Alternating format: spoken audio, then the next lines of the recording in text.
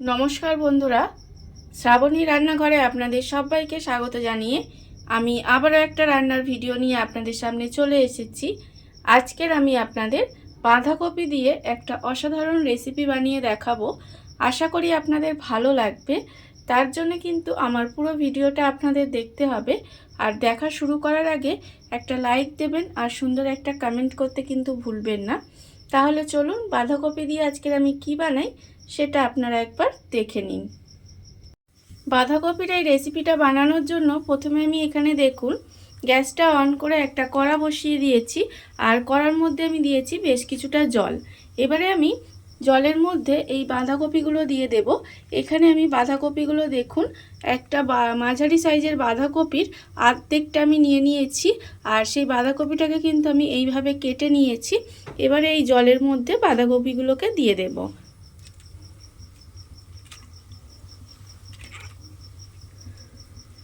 জলের মধ্যে প্রথমে আমি এইভাবে বাঁধাকপিগুলো দিয়ে দিলাম।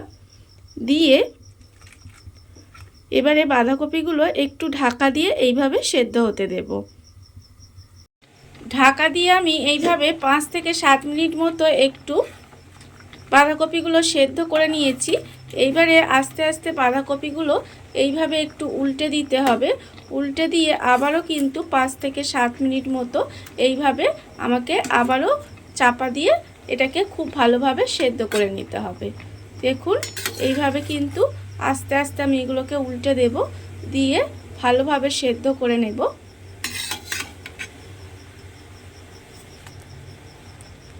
এইভাবে উল্টে দিলাম, দিয়ে আবার অন্য পিঠটাও কিন্তু খুব ভালোভাবে সেদ্ধ করে নেব। বাঁধাকপিটা আমি আবারও ঢাকা দিয়ে প্রায় 7 মিনিট মতো এইভাবে একটু রান্না করে নিয়েছি। দেখুন এর ফলে কিন্তু বাঁধাকপিগুলো আমার বেশ ভালোভাবে সেদ্ধ হয়ে গেছে। এইবারে আমি বাঁধাকপিগুলোকে এইভাবে একটু জল ঝরিয়ে তুলে নেব। জলটাকে খুব ভালোভাবে ঝারিয়ে নিতে হবে। ঝারিয়ে নিয়ে আমি এবারে বাঁধাকপিগুলোকে সব তুলে রেখে দেব।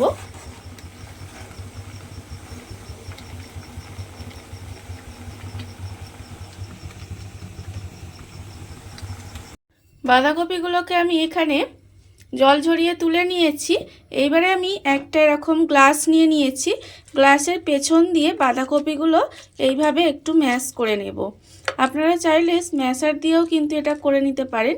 আমার কাছে যেহেতু নেই, আমি এইরকম গ্লাসের পিছন দিয়েই কিন্তু এটাকে করে নিতে হবে এই কাজটাকে। এইভাবে করলে দেখবেন বাঁধাকপিটা বেশ সুন্দরভাবে ম্যাশ হয়ে যাবে।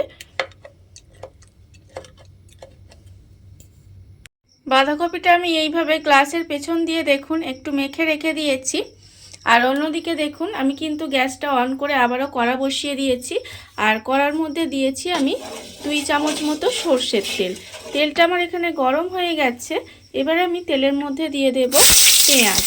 এখানে আমি একটা বড় সাইজের পেঁয়াজ একদম মিহি করে কুচি করে রেখেছি।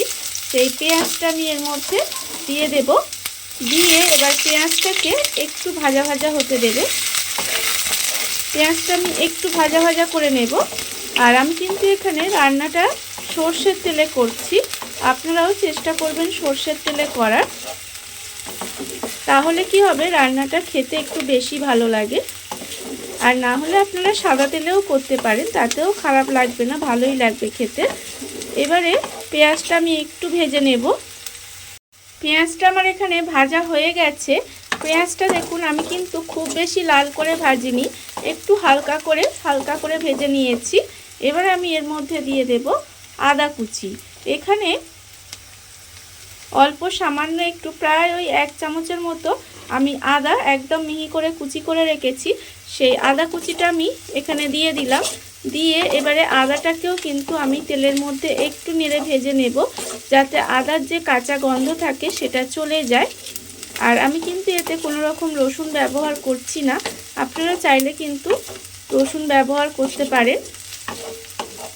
এবারে আদাটা ভেজে নিয়ে এবার আমি এর মধ্যে দিয়ে দেব গুঁড়ো মশলা।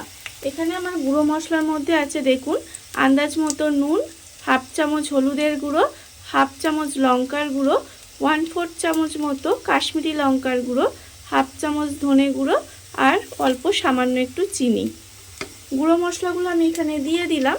দিয়ে এবারে এর মধ্যে আমি অল্প সামান্য একটু জল দেব। জল দিয়ে মশলাটা কষিয়ে নেব। যেহেতু আমি এখানে গুঁড়ো মশলা ব্যবহার করেছি, তাই আমি এখানে অল্প সামান্য একটু জল দিলাম, না হলে মশলাটা পুড়ে যাবে, তখন কিন্তু খেতে ভালো লাগবে না। সেই জন্য আমি একটু জল দিয়ে মশলাটাকে খুব ভালোভাবে কষিয়ে নেব। যতক্ষণ না পর্যন্ত মশলা থেকে তেলটা ছেড়ে দেয়, ততক্ষণ পর্যন্ত কিন্তু মশলাটা খুব ভালোভাবে একটু কষিয়ে নিতে হবে। মশলা আমার এখানে খুব ভালোভাবে কষানো হয়ে গেছে, মশলা থেকে তেলও ছেড়ে দিয়েছে। এবারে আমি এই সময় দিয়ে দেব, দেখুন এখানে আমি 1 পাতা টমেটো সস রেখেছি, সেই টমেটো সসটা কিন্তু আমি এর মধ্যে দিয়ে দিলাম। আমি এই রান্নাটায় টমেটো সস ব্যবহার করেছি, আপনারা যদি মনে করেন এর মধ্যে টমেটোও দিতে পারেন টমেটো সসের বদলে, তাতেও কিন্তু খেতে ভালো লাগে।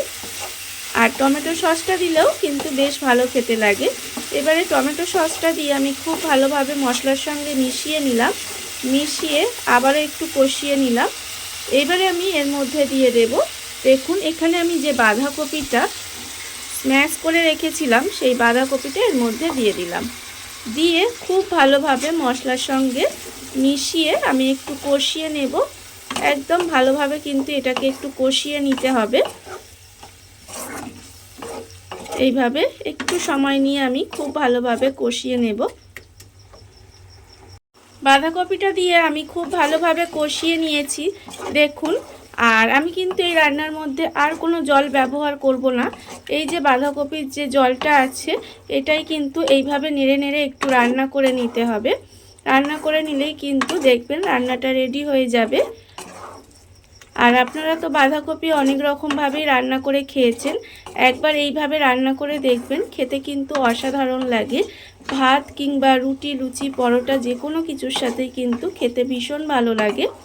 আমি এবারে এই যে বাঁধাকপির জলো ভাবটা আছে, এইভাবে আমি নেড়ে নেড়ে একটু শুকনো শুকনো করে নেব। বাঁধাকপিটা আমি এইভাবে নেড়ে নেড়ে বাঁধাকপির যে জলো ভাবটা সেটা শুকনো করে নিয়েছি। দেখুন রান্নাটা কিন্তু আমার এখানে প্রায় হয়েই এসেছে। আমি নামানোর আগে এর মধ্যে দিয়ে দেব অল্প সামান্য একটু গরম মশলার গুঁড়ো, আর দেব আমি এখানে অল্প একটু ঘি। ঘি আর গরম মশলাটা আমি এখানে দিয়ে দিলাম, দিয়ে খুব ভালোভাবে এটা একটু মিশিয়ে নেব।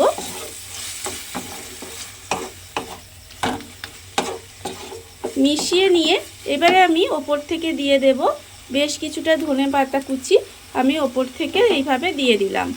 দিয়ে আবারও ধনেপাতাটা খুব ভালোভাবে মিশিয়ে নেব। মিশিয়ে নিয়ে গ্যাসটা অফ করে কিছুক্ষণ ঢাকা দিয়ে রেখে দিলেই কিন্তু আমার রান্নাটা রেডি হয়ে যাবে।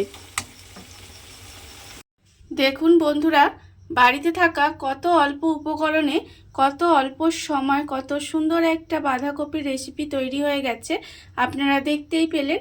আর এটা কিন্তু আপনারা ভাত, রুটি, লুচি, পরোটা যে কোনো কিছুর সাথেই খেতে পারেন, খেতে কিন্তু অসম্ভব সুন্দর হয়।